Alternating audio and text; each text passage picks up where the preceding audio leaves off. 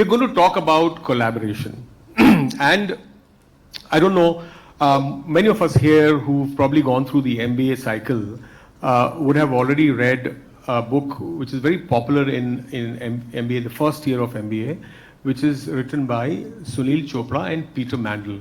Okay? And that's about supply chain. It says nothing but simple green color book says Supply Chain Management by Sunil Chopra and Peter Mandel. One of the most interesting chapters there is titled as Strategic Fit. So if you go back and check your books, you'll find that there's a chapter called as Strategic Fit. At that point of time, when we started reading this several years back, you know, at least I could never appreciate what was written in strategic fitment. But today, as I think about what, you know, I would say those laureates actually wrote, I find it is most relevant in today's time. And when we talk about strategic fit, you know, in corporates, we are actually talking about the strategic fitment cross-sectorial and cross-departmental. Many organizations continue to face the challenge of, even today, the challenge of cross-departmental fitment. Strategic fitment is a much matured arrival in corporates, you know, where you are talking about external fitments between various stakeholders involved in the business, you know. And that's what this August panel of highly experienced people that we are sitting around here and are going to talk about. The very uniqueness of this panel is that we have 3 ladies and 2 men. I can assure you that even in normal life, it is the women at the house that help all this fitment to happen. Okay?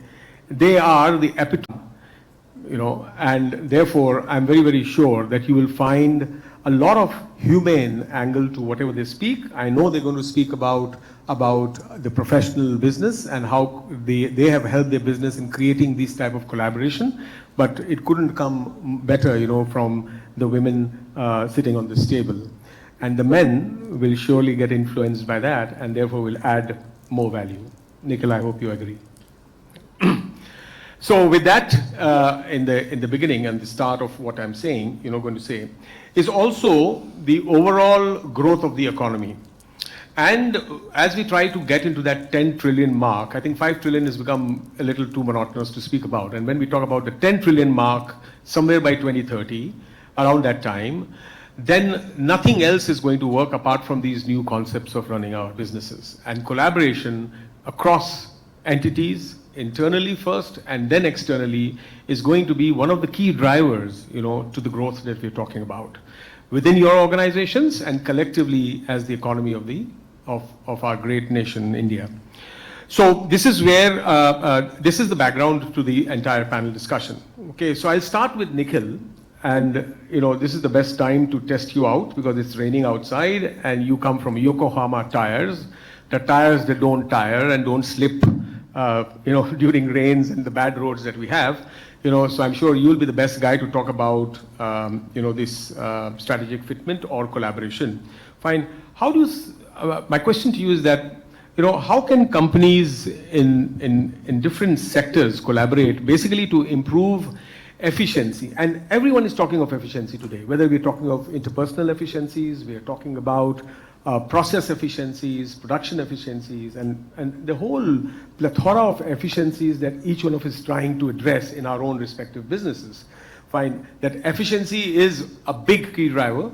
Efficiency is what's going to change, you know, from salt to pepper, and efficiency is what's going to finally drive human beings as well. So, in your opinion, cross-sectorial collaboration for improvement of efficiency in the supply chain, can you share some success stories? Sure. So this is a very pertinent topic that today we are all about to share our thoughts. So if you look at this topic, so this is like a lacuna in the whole world spread across the industries. When we are benchmarking ourselves, we are benchmarking within our competition, within the industry. In the last decade or so, we have started looking at benchmarking across industries. But when it comes to collaboration today what is happening is only on need basis. So if a pharma company has to do some AI collaboration, so they will go to a tech company. Manufacturing setup, if he has to go for it, AI and ML, again will go do in collaboration. But this is a need basis collaboration that is happening. But if you look at the challenges that is happening in supply chain in the last decade or so, so this is the need of the hour. What we need to say is, if there is an industry, just take an example, Tanishta is representing a different industry. So we can always collaborate without having any fear of competition. Whatever I am going to do in my company or she is going to do in the company, we are not ever going to pitch our products together. So, but our supply chain can collaborate. How? So we can always do a joint plannings. The major factor, I think, in the morning also, we touched upon logistics.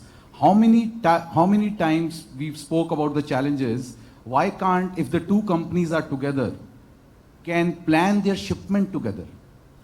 I'm sure full truckloads, FCLs are not a pain, but I'm sure there is a substantial amount of LCLs and PTLs are there. Just a small thing. If there is a company which is just adjacent to you, why can't you plan your shipment together for the same destination? Why are you sending to LTLs separately? Why can't we do a supplier collaboration? Again, suppliers can be different, but commodities can be same. A different industry may be buying the same commodity that I am buying. If we come together, if we leverage our strengths together, we can always have the betterment of the best of the both worlds. In the tech also, there can be I'll say one company can have an edge over the technological innovation. The other can always come over and seek that collaboration and come together and jointly work on that. Then the other aspects of supply chain, that is risk management. We are all working separately on risk management. There are geopolitical tensions that are happening. There are commodities that are, there are logistic issues that are coming up. So how can we collaborate and see to it that we can share our views, we can always come together, we can sit in a room and do the stuff. Taking an example from my old organization, around a decade ago, we were facing some challenges in our supply chain and especially on the planning side. So we called a supply chain. Today, these seminars are very common and we meet and greet and do a networking. I'm talking about a decade ago. Being from a different industry, we called up a supply chain guy from McDonald's. How are you managing your supply chain? We are not able to do it. It's a different ball game. Obviously, what are the things that they are applying in their supply chain? So a session was kept for the entire team, where he came and we came to know, we see that, okay, supply of McDonald's model, output is same, but at the back end, there are many challenges. So how they are coping up? Can we relate it to our manufacturing system? So that was a very good eye-opener. Another thing, the talk of the town is sustainability. Every company is now looking at using sustainable measures for using energy, solar energy, wind energy. So people are putting up their solar farms, solar plants on their rooftops and all. It's a big company. I'm a small company, just next door. I don't have that much capex which I can spend, which I require for my organization. But can we club together? And can I do an investment in a capex of their solar farm? I can draw the energy from there. So we are talking about things of collaboration within the organization. But when it comes to cross-sector, I see that there is, as I said, a big gap involved. Today, you see there are the very famous collaboration that actually happened years ago was a joint marketing thing which was called in laptops, if you remember, Intel Inside. What was that? It was a win-win scenario for the laptop maker as well as for the chip maker. Intel was itself a big organization, a monopolistic player in the market, but nobody knew Intel. But I think today, or let's say, everybody is aware about who Intel is. But what put Intel on the, let's say, in front of the consumer? The collaboration with the laptop makers, the peripherals who were making it. So Siemens wanted to do a collaboration on the IoT front. They collaborated with Microsoft. Okay. So these are my thoughts about the collaboration that we can do in the cross-sector. Thank you. I think the interesting, very interesting opening remarks. Obviously, I know it's a little easier to collaborate or invite McDonald's when you're making something else, like for example, in your case, tires, and ask them. I think the bigger challenge today is to call JK Tires and MRF and Pirelli and Michelin together and your company together and say, tell me how did you do this, and get the real answer. And I think that is today's challenge. Today's challenge is, when I say cross-sectorial, is also within the industry getting best practices. It's a wow to hear what McDonald's probably do or Domino's do, but when it comes to our own business, I think we need to slowly start transforming and understanding what my competition is doing better, and the competition can be much open to what they're doing better also. And that's what, in my opinion, is required, important. But most of what you said, other levels of collaboration, even that's not yet started.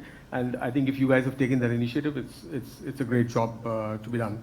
Sneha, in your 4 minutes, if you can tell us that on one hand, we said how to collaborate and how to improve efficiency by collaborating. In your view, what do you think are the challenges? Because obviously this is not going to, you're not going to create collaboration without actually weeding off the challenges that exist. And there are temperamental challenges, there are ego, you are bigger, I am smaller type of egos that operate in corporates. There is challenge of safety and security. How much do I tell? How much do I not tell? Where should we have that meeting? Should it be in my office or should it be in a neutral place? So there are a lot of challenges which are interpersonal, which are intercorporate, legal issues, etc. that can come up when it comes to planning, collaboration, cross-sectorial, or within this sector, cross-company. Fine. Can you please highlight to the audience out here that, what are those challenges that corporates face today before they start taking initiative, or when they start thinking of taking initiatives towards that? Please. Sure. So in my view, the biggest challenge that everybody faces is the culture. And I think we all know the saying, culture eats strategy for breakfast.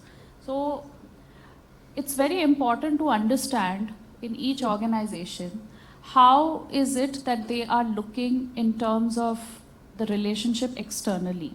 So let's take an example. If we are speaking of supply chain collaboration between different sectors, I could be a part of an organization which considers suppliers not necessarily as suppliers but partners, wherein we invest in terms of innovation and how do we solve problems together, and we have a two-way street in terms of discussion.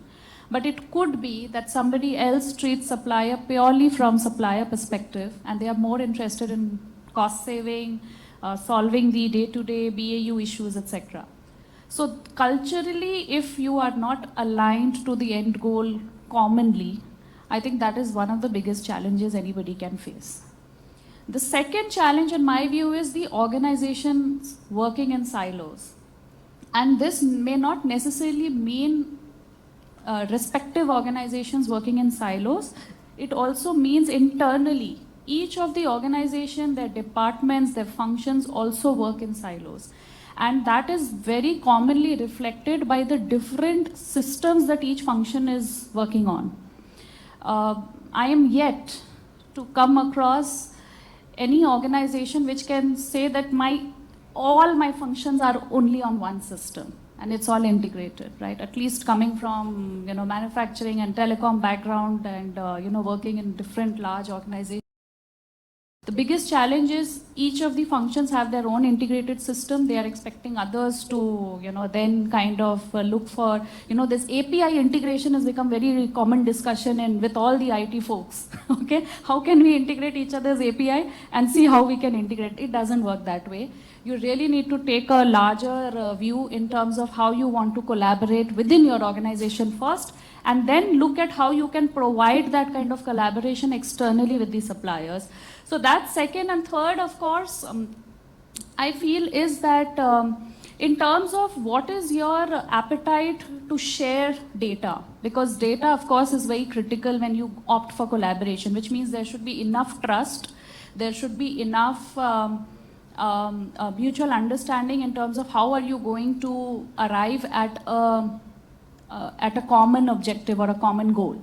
And that drives into, back to what is the level of data sharing that we all are open towards, what are the possible threats that you can, come across when you are doing that cross-sectorally, and how do you address that? So that's my view. Thanks. Okay. Good culture, technology, and I think a very interesting granular point you brought was API, and especially when you really talk about multi applications working in the same organization, or between, let's look at WMS and SAP or your ERP for that matter. And that's where most of the discussion is not on functionality, but it's more to do with, you spend all the time in trying to see that, what type of APIs do I need to create between this and that. Internally, we have these challenges of sorting out between the warehouse operations or the supply chain guy and the business or the finance and the business side.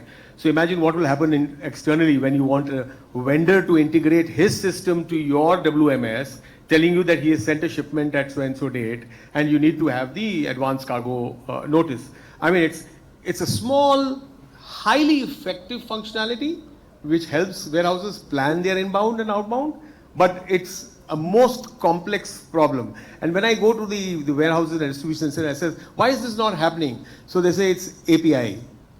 And I asked the people, what is the actual meaning of API? What's the full form of API?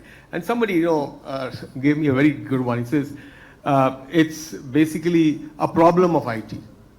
So I think he has been made to believe that APIs are actually nothing but a problem of IT, and he said that's what APIs are.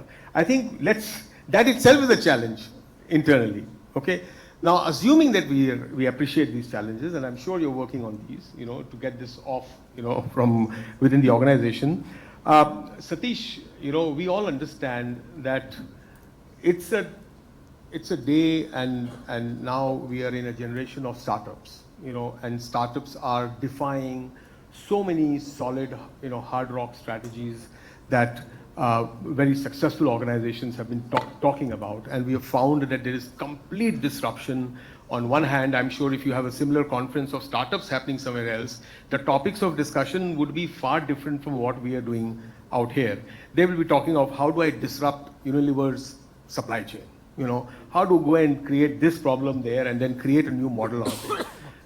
However, there is a big opportunity. I think big brothers have realized that what small brothers can contribute, fine, is far more than what we had thought earlier.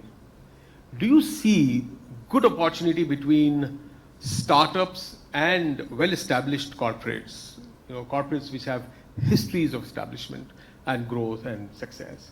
Do you see opportunities there? And if yes, then in which specific departments do you see that? I mean, it can be a very holistic answer, but I'm saying we would be interested because yours is the leading, the second largest, jeans selling brand. It's a different thing that you didn't answer my friend's question on discount and you just laughed it out loud. What, lol? Okay. Does that mean you're willing to give some discounts? We are already on discount in our stores. Very political answer. Why shouldn't it be? The elections just got over, So let's hear you from, from that point of startups and. Thanks, Arif. That's a very good question. And something that is we are actually experiencing right now in our organization as well. Especially as B2C becomes a larger part of your business portfolio, there is no option but to do cross-sectoral collaboration. You cannot do everything on your own. Gone are the days when you could control every part of the supply chain and make sure that you micromanage everywhere and you put the information into certain cubicles in various places and then manage it like that. That's not possible anymore. So B2C has taught us how to work with startups. The startups are the first ones to spot opportunities where they can get a space to play in. So whether it be, for example, B2C WMS systems or order management systems or catalog management systems for digital catalogs or routing systems, order routing systems. There are hundreds of use cases. There are also reconciliation systems. So in D2C, one of the biggest problems is you sell it on a Myntra platform. You will be, for the next 3 months, you will be trying to figure out how much did I make and how much did Myntra make. So that kind of complexity exists. There are solutions for each one of them. So one of the things that used to happen earlier is that a company like Pepe, who has been in the industry for a long time, we would start by defining the problem. Then we will start by generating what is called a BRD, Business Requirements Document. And from that, we will go to almost like a programming level, PRD. And then we will give it to an outside vendor saying, okay, go make this and come back. Now, in B2C, we realized the first time we did this whole process and gave it to somebody, they said, wait, what's your problem? I mean, you've got a BRD and a BRD and all of that to me. But really speaking, I already have a product that can solve your problem. So I don't need any of this. I only need to know what is your problem and how are you wanting to solve it. There are 3 different ways in which you can solve it. So working with technology startups is a very different experience as compared to working with established players in the market. They usually have a lot of ideas, they will have a lot of solutions, and they will think of innovative ways to solve this problem in a way in which you would have never earlier imagined. Very good. So 2 things are required. One is we need to be clear as a company participating in this exercise. You need to be clear about what is the outcome that you want. What does good look like? And the second one is you should have faith in the solution that they're proposing. Of course, subject to testing and all of those things, but you should start with a point of faith and working closely with them. Usually, if you work with them with a slightly long-term view and are not trying to immediately make a advantage on cost or advantage on quick delivery, if you're not doing that, then there is quite a lot of value that can be derived out of it as well. So D2C is one clear area where I see this particular thing working out very well. In addition to that, the other place where I see this kind of cross-sectoral innovation coming in, not necessarily only in technology, is logistics. If you see, logistics was a staid industry till maybe about 15. There was nothing exciting happening there other than somebody using barcodes and things like that. Was the level of innovation, right? But in the last about 10 years, logistics has gone through a complete transformation from all the mechanical sortation systems, the electronic, the IT technology back-end activities that are being performed today. Today is in a completely different, it's more of a technology company that also does logistics. Many of the big companies now have migrated to that level. There are also logistics aggregators who certainly don't do logistics on their own, but they aggregate services from 15, 20 logistics providers, and for each customer gives us customized experience of depending on what their SLAs are, depending on what their business needs are, what their customers want. And they even give you a rating on how well your current business process is addressing the challenges that your customers are facing. So okay. That's another place where I see there is this aggregation, cross-sectoral aggregation that's happening, and problem solving happening without really the bigger companies having to go down and write a PRD and a BRD. Okay, good points. I think. Can I come back to Nikhil? I mean, in your view, on the same point between startups and established businesses, where do you really see benefits of collaboration taking place? So, first of all, I just like to actually build upon what Satish also mentioned. So, we have to actually identify the complementary skills. What are the strengths of a startup and an established organization? Startups, as we know, have far more agile than an established organization, which over the years have slowed down in their decision making, in their task execution and all. It's not that they are slow, but I would just like to state that not so much agile as compared to startups. But what startup lack is experience. The experience of an established organization. So can we actually complement those skills? Where we can actually collaborate, can an established organization embrace the risk-taking appetite of a startup? When a startup, as the name suggests, it has nothing to lose attitude. But an established organization will always think twice, thrice, there's a plan A, B, C, and contingency plans. I'm not saying that startups are, but they are far much agile in that. So if both of the organization, type of organizations can come together and start harnessing each other's strengths, they can run a pilot project. They can always see a proof of concept and see that, okay, these are your strengths, these are my strengths. But most importantly, before we actually dwell into this, like Satish was also mentioning regarding the logistics startup, what the most important thing is, you need a support from the leadership. Leadership, at startup, it is always the founder and all, the decision making is like this. But when it comes to organization, we have a bureaucracy, whether we like it or not.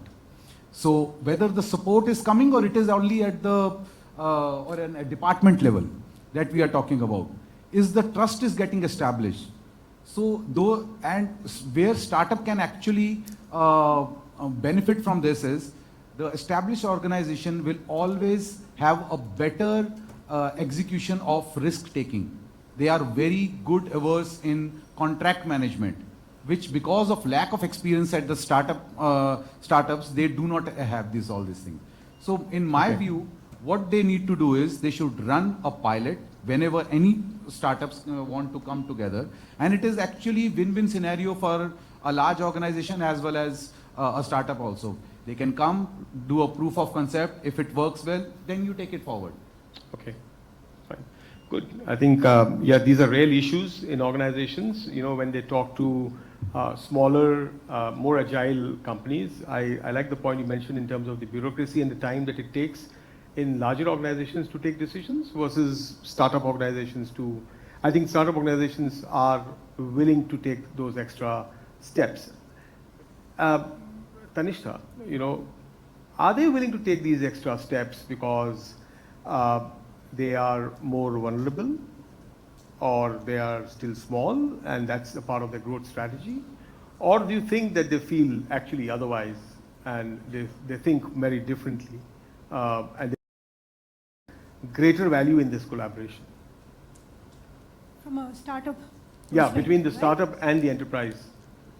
See, most of the time when we work with startups, even for us, right? Yeah. What do we look at startups? What gaps do they fill for us, right? So most of the companies, they reach out to a startup when they are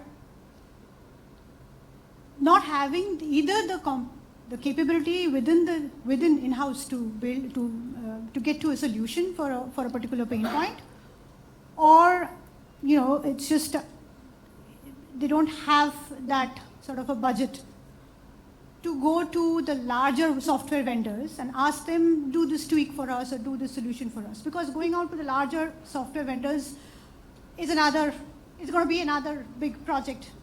And sometimes many times when you have projects where you need a faster turnaround in terms of technology solutions, that's where we reach out to our startup network. But does it lead to innovation? I mean, that's where I'm coming to. Yeah. And this is the point where we go to our startups.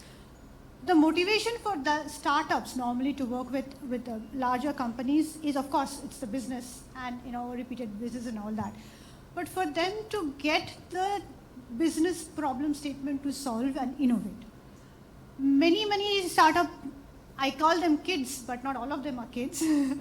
But many guys that I speak to, the passion that they bring on the table, whether or not we finally give them the contract or not, but they would bid for it. yeah. They will bring and show. They will say, we will do the POC. We will do the POC and showcase it to you. So that energy and the interest and the motivation, passion is one point which really interests us. And the cases, the exposure that the startup get because of the scale that we provide for an MNC, let's say Nestle, Unilever, or even Kimberly-Clark, the scale is what they would also aspire for, because that builds their case. So I think symbiotic relationship between startups and big organizations to work with. Innovation, I think Satish and others mentioned. Of course, that's a major reason. But also the quick turnaround, the passion to make things happen, the agility is what brings in that added advantage for us to reach out to a startup. I can give you multiple examples of startups that we've worked with or we've done POCs with. I keep forgetting the name of the company, but they have a drone-based cycle counting or inventory counting. Yeah. Then there is Fair Market, US-based, who automate tail spend for us. Tail spend, Okay. right? So they automate that. There's, I think, Clean Metal. I keep forgetting the name, but they help us with inventory planning. Four Kites in logistics is one of the, we work with them. We have Four Kites, tremendous help and beautiful UI for our analysts, right? So lots of good examples where we have really benefited from the startups. Yeah, great. I think this is very encouraging to hear. And I think there is a lot of proof in the concept and proof also in terms of historic data that I can hear from you, that there have been a lot of benefits. I saw your smile when you said beautiful looking UIs. I think that brings a lot of young energy back to the place of work. We're quite sad with those pale greens and blue screens, light blue SAP. screens, etc. I agree with you. I mean, even if that can add to your growth, I mean, why not look at a color, Satish, I'm still wearing the jeans, so I just want to ask you, how do you think that technology can be leveraged? This is one sector, one area where there's been a lot of hesitation of integration. I don't know whether it is the technology guys who have created the scare, which I feel is true, always, that if you do this, then this will burst and you will have a virus coming in and all that. But I can see that you can't do without this type of technological integration. It is sad, but it's very true. And the integration not only leads to a huge amount of velocity in the organization, speed, velocity, and alacrity. Then why do we shy out of this? And if you have examples, and you can really share with most of us and tell us, that no, we did a technology integration with our vendor or with our partners, etc., and this is how it transformed the overall, way we did business, the growth that we did, in which we took. Can you share some of these leveraging of technology? Yeah. So one of the common use cases in retail industry is the retailer has the data of point of sale data of what is selling, and the brands need the point of sale data to be planning for how to replenish what is being sold. So that's a typical use case. Earlier, it used to come once in a week, once in 2 weeks as a file dump on an FTP server where somebody will go and pull out the file dump. Half the time, the data in that is so mismatched that you can't really use it. We can't agree on the formats of the files. The retailer may change the format of the file without information to the brands. So all of those problems were a big issue in being able to use it consistently. But later on, over time, things have changed. Of course, the dreaded word API is here again. So basically, we are able to now pull information through portals where we can get real-time information. But again, the issue is that about the connectivity between the two systems. The two networks don't connect. The two networks live in isolation. It only passes information through a very strongly secure network from one side to the other. What is now happening, the interesting thing that's now happening, and I think that is going to transform the way the whole mechanism of data exchange is going to happen in future. Network security itself has gone leaps and bounds forward. So now the ability of the network security administrators to be able to manage two distinct networks and almost make it look like a seamless single network, that is much higher than any time in the past. So with that, some of that earlier sensitivities around what if I connect to somebody else and then some malware comes through that network and joins into my network, that fear is misplaced at this point of time because there are solutions to that. Yeah. The second thing that has really changed, that is cloud computing. The more and more people are going over to the cloud, things are getting standardized because you really don't have, for example, SAP, earlier you could buy a SAP version, customize the hell out of it and then implement it. But now you have SAP in a network so that, on a cloud, so that it is bought almost like a service, limited customization. So you're able to, standardize and customize things, and network security has also gone better. Now, in the case of two different networks connecting, this is one of the issues. And this issue, I think, is almost a solved issue. It is just that people have not woken up to it and still don't have the confidence to directly integrate the two networks. We use EDIs or we use some other intermediary devices to be making sure that the data is kind of little bit hands-off. But the quality of data and the timely availability of the data is now far better than it has ever been. Okay, fine. I think that's very interesting, and the fact is that you've addressed the API aspect. You're now receiving data, sending data. Information is now transferring between different organizations.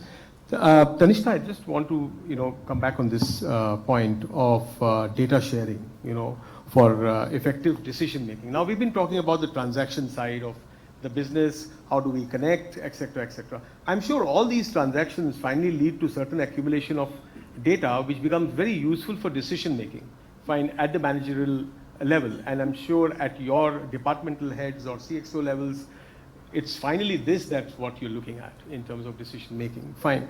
So how can supply chain partners share data and information fearlessly? The question here is, to collaborate, then they need not be fair. You don't need to be, fearful. So you need to be fearless, okay, in that case. So how do you think that, sharing data and information fearlessly will become more effective and it will improve the decision-making power? And can you please again cite some examples, very interesting examples last time you mentioned, yeah. Look, I have a different take on this question. Oh. It's not IT that will enable you to share data. Physically, yes, data will pass from company A to company B. I do share, Kimberly Clark will share data to my vendors, to my suppliers, right? We do that. But what data? Why would I share this data? This is not IT. This is not IT. This is really a strategic decision to be done by the management. One example. I'm not going to give an example of a technology per se, because as Satish said, there are numerous ways we can secure the data, right? So there's network security has gone up very well. I'm not going into those details. One point I say is, let's say I have a warehouse where I have X SKUs, and I want my supplier, not SKUs, the raw material, and I want my supplier to, the moment I reach a certain stock level, supplier should get a notification and generate a PO. PO gets generated, all covered in contracts. He can just deliver it at my warehouse. But will I allow that amount of information flowing from my warehouse or my company data going into my vendor? Would I allow that to happen? So how much data I want to share with my vendors or my other partners is more of a strategic decision that the management will level. If you want to see very fancy analytics, we'll put it there. You want advanced technologies, AI, ML, whatever you want, we'll put nice looking charts. But what is the KPI that you want to measure? What would be the formula? What data points you need? That you have to tell us. We have the data storage, and enough and more data we can gather from within the company, from outside, external sources. But how do you want to use it? I think this is a very frank submission. I mean, if you all understand what she said, it's not IT. It's not the fact that the IT doesn't want the collaboration to take place between a vendor or a supplier and the company. It's actually the management decision. So I think more so from a management perspective, from the C position perspective, if you really look at it, that's where the hindrance probably needs to be addressed. It's the mindset. We use the word mindset in the beginning of the session. Fine, it's about the change management within ourselves at the senior levels, they're willing to share it. They have the technology to secure it. They have the technology to make sure that you don't have hackers coming in. They have the technology to ensure that you are well guarded, armored all around. Fine. You need to bite the bullet. So I think that's a very interesting perspective. Yeah, Nikhil. Just 30 seconds on my thoughts about what our fellow panelists say. Hearing their thoughts, it just take me down memory lane around 2 decades ago. I don't know whether it was a very simplistic solution. Today, I think the problem is every company has their own system.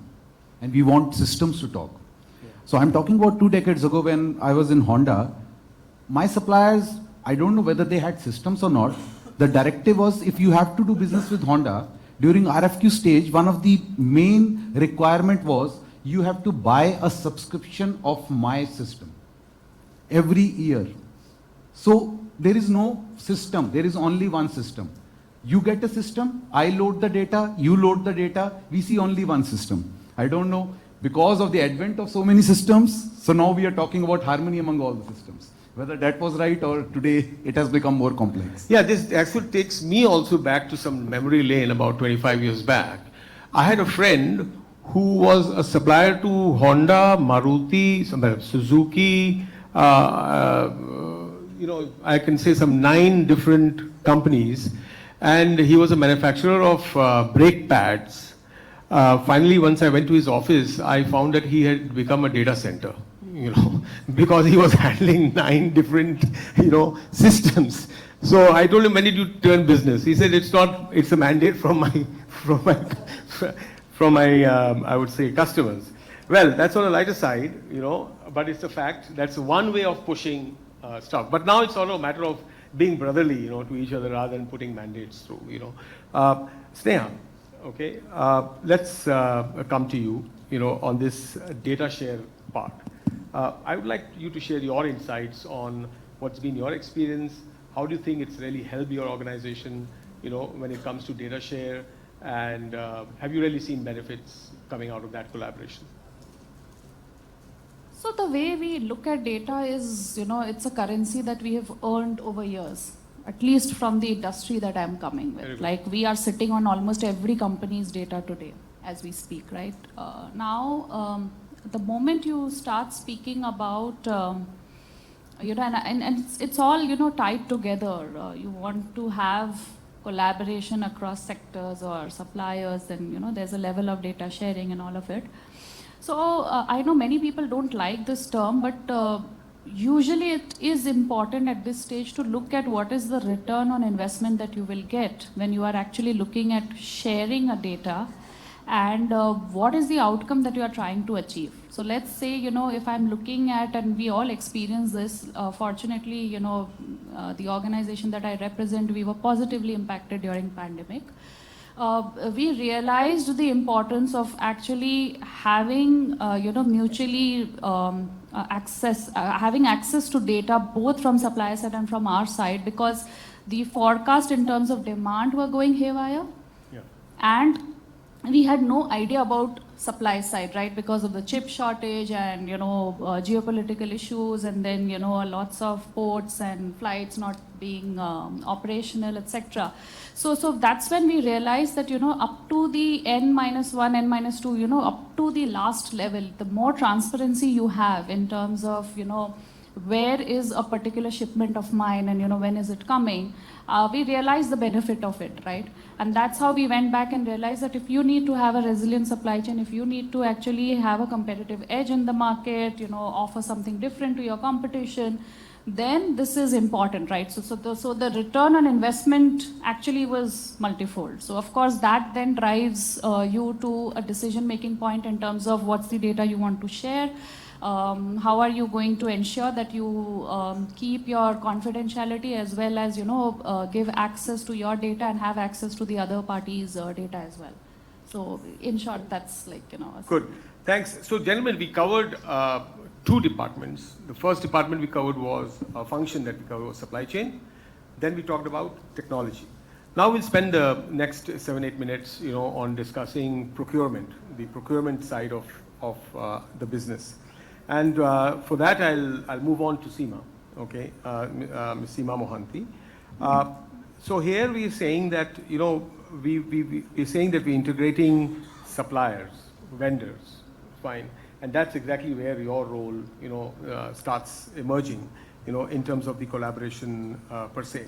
So how and where do you see the overall aspect of leverage, between the customer, that is the principal, and the vendor? And how does this do you really see any benefit in collaboration between vendors? Because procurement has a very, very strong stand conventionally when it comes to any type of collaboration, any type of, I know there are changes now in the relationship from buyer-seller relationship to now, I think there's a hard force to start calling them as business partners and all that. But under the line there, are there really currents of collaboration happening, and do you see that changing the overall way that procurement is being now is working towards this collaboration? Do you see that benefit? Yeah, thank you for the question. So all through I've been listening to the other panelists, they have been talking about different aspects of supply chain, and yes, as you mentioned, procurement, we're now starting to talk about procurement. Now, I see procurement differently. I don't see it as a siloed function who just buys on behalf of the company, on behalf of the organization, because if you see it that way, then the impact you can have is really limited.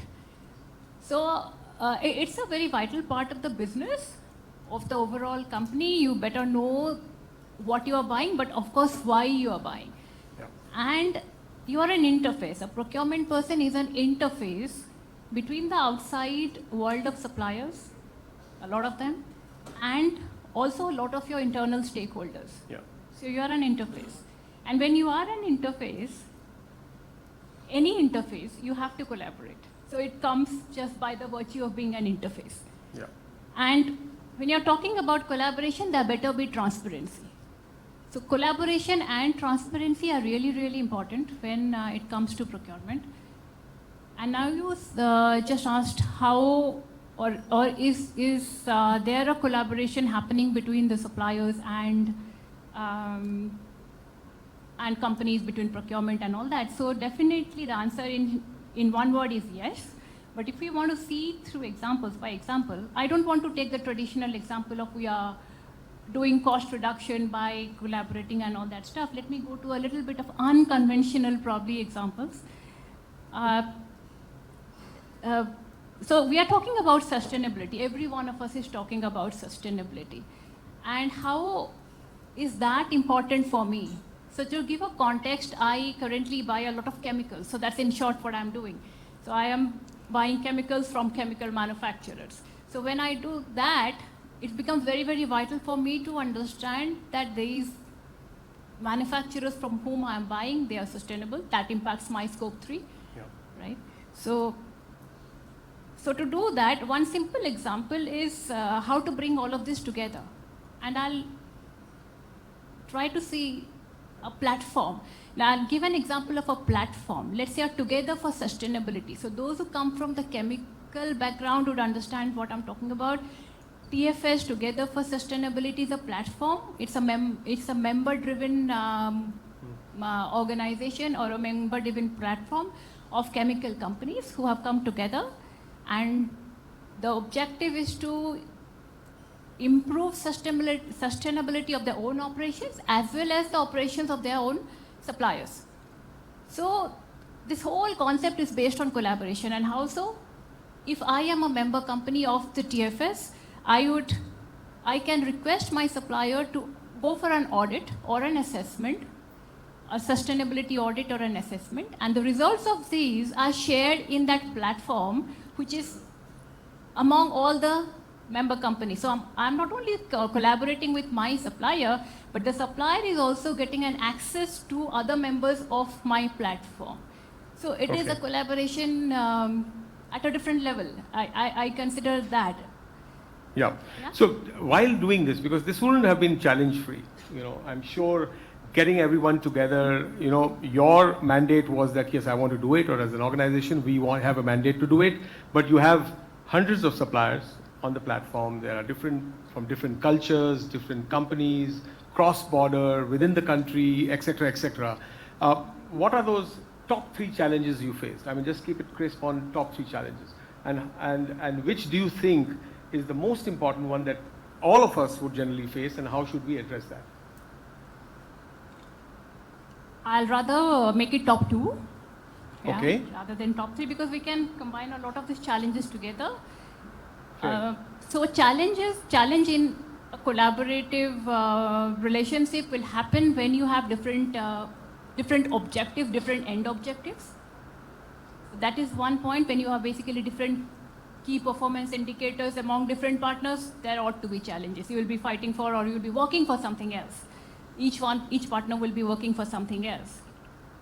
The other is trust. So if the partners who are coming together, they are not trusting each other, then there is bound to be a problem. So I like to give very short examples of these 2 things.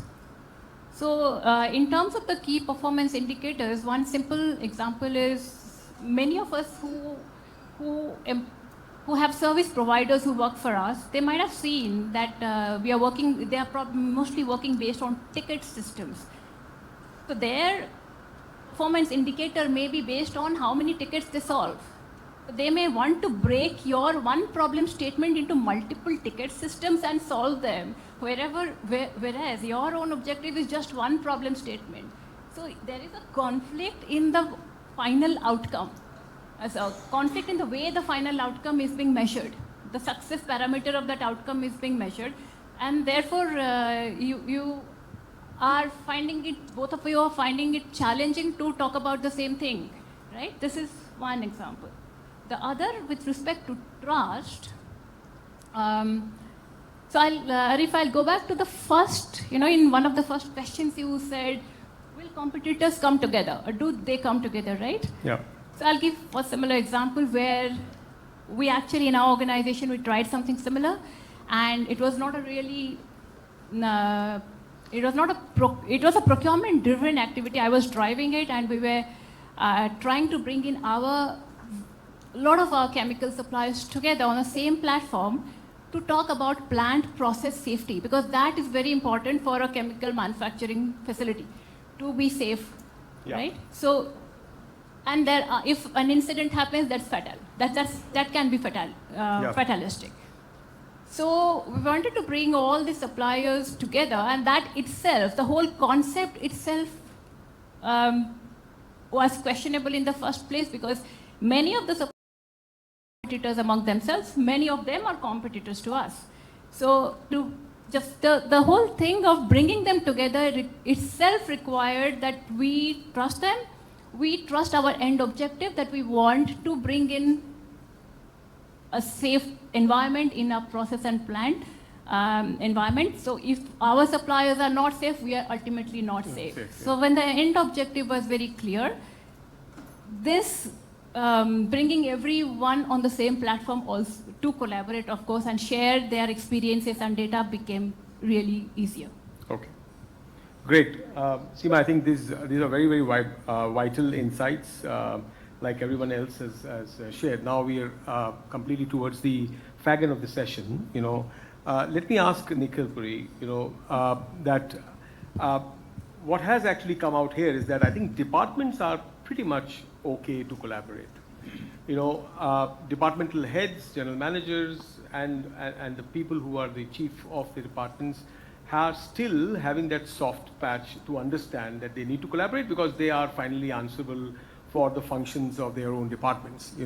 What also came out, was that I think it's the top management, people up there, the corner office needs to really look at collaboration as one of the most important, methods to grow the businesses. So my question to Nikhil would be, what role do you, in terms of your understanding, what role does the leadership, play in collaboration? And if you can share 1 or 2 insights on how should leadership look at this aspect of collaboration and throw away the myth that collaboration will detriment my speed, my growth, etc., etc. So on behalf of leaders, what would you? So as we all discussed and regarding the importance, and we also acknowledge that there is a gap of cross-sector collaboration. So the role of leadership becomes most important. Because if something has not been done in your organization, then it is the role of the leader to drive it. So the first thing that the leader has to do is to actually create a culture of collaboration. It cannot mere be just a problem statement and say, let's do a cross-sector collaboration within a competition, across the competition. No, he has to drive that collaboration culture. Because culture, as we all know, is always top-driven. You cannot say that, okay, you have to behave properly, you have to gel properly with them, you have to talk this. You have to empower your team. Because then you are again creating the bureaucracy in the system. My team member cannot always come back to me, can I share this? Can I not share this? Or can I sit over there? Can I sit over there? So you are empowering the team. You have to be the flag bearer of the change management. You have to actually drive the change management. This is not going to be an easy task or easy road. So the role of the leader becomes is that he has to actually talk within the team, across the organization, the need of this, the importance of this, what are we going to gain out of it, and then start executing them. Then make sure that when the collaboration is happening, you are also making sure that you are rewarding and making the resources are allocated. It cannot be of my team member, okay, we are doing collaboration, dekh lena. It has to become, if it is an important aspect for him, then it has to become the major KPI of a person. That's how the resources have to be allocated so that he get acknowledged that, okay, this is my core job. So the role of the leader in nutshell would be to make sure that he drives a strategic direction. Whenever the team is getting derailed, he has to bring them on track. He has to ensure that the culture is being set, that how it has to be established. And finally, the outcomes are getting rewarded also. Great. So, gentlemen, taking all the words from the panelists out here who have added immense value on this very subject, I have scribbled down some notes, and this will just take about 35-40 seconds for me to read out what our panelists have said in terms of summary. So, cross-sectorial collaboration, by harnessing cross-sectorial collaborations, organizations can tap into the collective wisdom, resources, and expertise of multiple sectors to drive growth, to drive innovation and positive social impact. Collaborating across sectors can lead to more sustainable and inclusive solutions that benefit all stakeholders that are involved in the business. With this closing remark, I thank you all very much for your attention, and I'm sure you would have appreciated the humor. It is a subject which is new, a little dry, but we thought that we'll create some humor with you. We have time only for one question that you may kindly ask. So we have 3 people here. With the honor to the age, I would like to ask Professor Amal to kindly ask his question. Thank you. It has been a very interesting session post-lunch. I wish that you could share your experience in terms of suppliers are considered as business partners. And what is your experience in the area of VMI, vendor managed inventory, as also supplier rating and supplier consolidation? Some experience you can express to us. VMI and supplier consolidation. Any one of you? Just, pull the mic. So we actually did a lot of work with VMI. The major benefit, first we have to talk about what is the benefit for the supplier, because you are asking somebody to keep an inventory on your behalf. So when somebody is keeping an inventory, the benefit is that I am always going to buy from him. So the business is secured. So that's also one of the things is we had many success stories where we actually were buying material from Europe, from Southeast Asia, but now actually we made a drive that 90% of our input material will be actually available within 200-kilometer radius of our plants. So when you do that activity, so the problem statement has to be identified. So then you call all the suppliers and then you put that problem statement in front of the table that whosoever is willing to do this VMI is getting a sure, secured business for a period of time. Okay, thank you very much.